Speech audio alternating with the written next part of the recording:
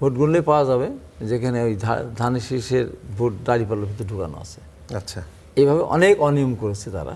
যেখানে ধানের শীষের ভোটে সিল মারা আছে, আচ্ছা, সেখানে দেখা যাচ্ছে আরও দুই তিনটা আমি খুঁজে পাবো আর কি, আর দুই তিনটা প্রতীকে সিল মারা হয়েছে, মেরে বাতিল করা হয়েছে। আচ্ছা, দেখা যেতে হবে ও ইচ্ছা করে বাতিল, ইচ্ছাকৃত এটা করেছে। সারা বাংলাদেশ সার্বিক অর্থে যেমন ভোট কেন্দ্রে সিল মারা, জোরকে সিল মারে না, জামাত এখানে ভোট চুরি করছে। আমি বলছি সার্বিকভাবে নির্বাচনটা সুষ্ঠু হয়েছে। কিছু কিছু ক্ষেত্রে কিছু কিছু অনিয়ম হয়েছে। আচ্ছা, আমার ওখানে যেমন হয়েছে তার উদাহরণ দিয়েই বলবো আমি।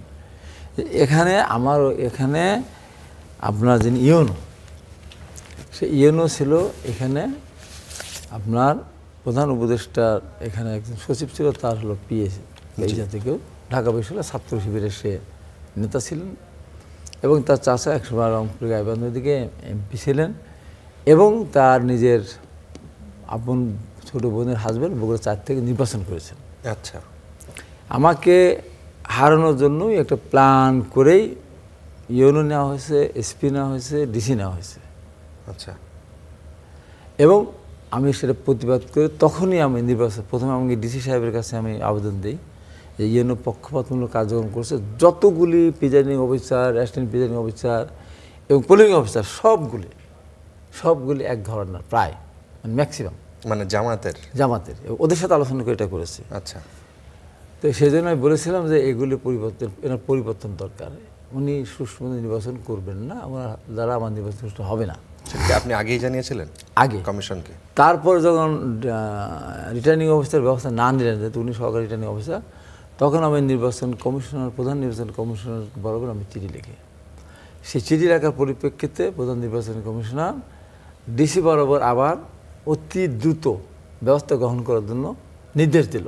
আচ্ছা, সেই নির্দেশ আবার ডিজি সাহেব আমার কাছে সাক্ষী নিল, একজন এডিসি জেনারেল সাক্ষী নেওয়ার, আমি বললাম এই হলো আমার প্রমাণ, আমার যে আমি করেছি তার আপন ভগিনীপতি বগুড়া 4 হলো ক্যান্ডিডেট। জি, অতএব সেখানে হতে পারে, এবং ছাত্র শিবির এবং সে হচ্ছে জামাতের এমপি ক্যান্ডিডেট। হ্যাঁ, বগুড়া। আচ্ছা, অতএব এইটা যে আমি যে সাক্ষী দিলাম, এইটা রিপোর্ট, এটা ডিসি সাহেব যেহেতু জামাত, ফ্যামিলি জামাত, ডিসি সাহেব জামাত, হ্যাঁ, পুরাটা আমার ওখানে আমাকে টার্গেট এটা করা হয়েছে। আচ্ছা, এইটার উত্তর আর নির্বাচন কমিশন পাঠালো না পাঠানোর পরে এইভাবে নির্বাচনটা করলো। কোনোদিন সে আমার সাথে যোগাযোগ করে নাই। আমি তো একজন প্রার্থী, সে ওই জামাতের ওদের সাথে কথাবার্তা বলো, ওইভাবেই সে ওদের মুখে সাজিয়েছে। সাজানোর পর যখন এইটা রেজাল্ট হলো না, তার বাধ্য হয়ে আমি তখন তাকে সরাতে পারলাম না। সে তখন তার মতো করে সে নির্বাচনটাকে সাজালো। আচ্ছা, সাজায়, এবং আমার ওখানে একটা পৌরসভার ভিতরে একটা কেন্দ্রের কথাই বলি, সপ্তাহ তো বড় সময় নেই, এই যে ওইটা সারা গোলবার একটা কেন্দ্র, ওখানে প্রিজাইডিং অফিসার স্বাক্ষরিত একটা এই যে নির্বাচনের যে রেজাল্ট শিট, তাতে আমার ওখানে ভোট আছে 1113, আমি ওখানে ফার্স্ট হয়েছি। জামাত ভোট পেয়েছে 995। পরবর্তী সময় যখন ইউনো অফিস থেকে যখন ওইটা দেওয়া হলো আমাকে, সেখানে 2 জনকে 995কে দেওয়া হলো, সমান সমান। আচ্ছা, এই যে আপনি 1113 ভোট পাইলেন কিভাবে? ওই ওখানে আমার সিট আছে, ওই প্রিজাইডিং অফিসার যেখানে স্বাক্ষর করেছে, এজেন্ট সে জানায়, আমার এজেন্ট নিয়ে আসছে, সবার স্বাক্ষর আছে সেখানে। আচ্ছা, ওখানে প্রিজাইডিং অফিসার স্বাক্ষর আছে। আচ্ছা, ওইটা যখন ওখানে গেছে তখন ওখানে 995 দুজনকে দিলেন। আচ্ছা, ওটা আমি একটা মামলা করেছি।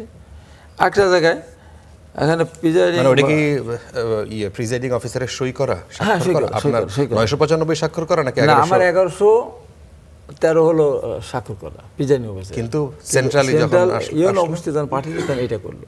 আচ্ছা, আচ্ছা, আরেকটা কেন্দ্রে আমার, ওটা আটঘরের আরেকটা কেন্দ্র, ওটা হলো আপনার একটা জায়গায়, সেখানে পোলিং অফিসার একজন মহিলাকে ওখানে দেওয়া হয়েছে, ওটা হলো যাত্রাপুর বলে, যাত্রাপুর তো ওটা কি চান্দাই, সেই মহিলা পোলিং অফিসার ওখানে না যে আরেক জায়গায় দিয়েছে। আবার ওখানে একজন পোলিং অফিসার ছিল, তাকে তার রুমে দায়িত্ব পালন করতে দেওয়া হয়নি, এবং যখন ভোট গণনা করা হয়েছে তখন তাকে ওখান থেকে সরিয়ে দেওয়া হয়েছে, সেও সাক্ষী দেবে। এরকমভাবে ওখানে অনেকগুলি জায়গাতে তারা ওই ভোট করলো কি, তারা অনেক ভোট গুনলে পরে গুনার তো নির্দেশ দিয়েছে, ভোট গুনলেই পাওয়া যাবে যেখানে ওই ধানের শীষের ভোট দাঁড়িপাল্লার ভিতরে ঢুকানো আছে। আচ্ছা, এইভাবে অনেক অনিয়ম করেছে তারা। যেটা মানে এই ইঞ্জিনিয়ারিং গুলো হয়েছে এই ইঞ্জিনিয়ারিং করেছে, এটা কি জায়গা আপনারা- ভেসে করেছে। আচ্ছা, আমার ওখানে এটা করেছে, যেমন পাবনা 3 সেখানে ওখানে নির্বাচনের সময় ওখানে শেষ পর্যন্ত আপনি হারলেন কত ব্যবধানে? শেষ পর্যন্ত দেখানো এখন হয়েছে? 3801 ভোট দেখাচ্ছে আমাকে। প্রথম দেখালো ব্যবধানে। 1176, পরে দেখালো 1857, তারপর এখন সর্বশেষ এটা দিয়েছে। মজার ব্যাপার হলো প্রথম পর্যায়ে এই যে বাতিল যে ভোট, সেই ভোট কিন্তু সংখ্যা 6500 ছিল না। আচ্ছা, আমাকে যখন 3801 ভোটে হারানো দেখা, তখন ওখানে দেখানো হচ্ছে 6413 ভোট হলো, বা এরকম একটা ভোটের সংখ্যা হলো বাতিল ভোট।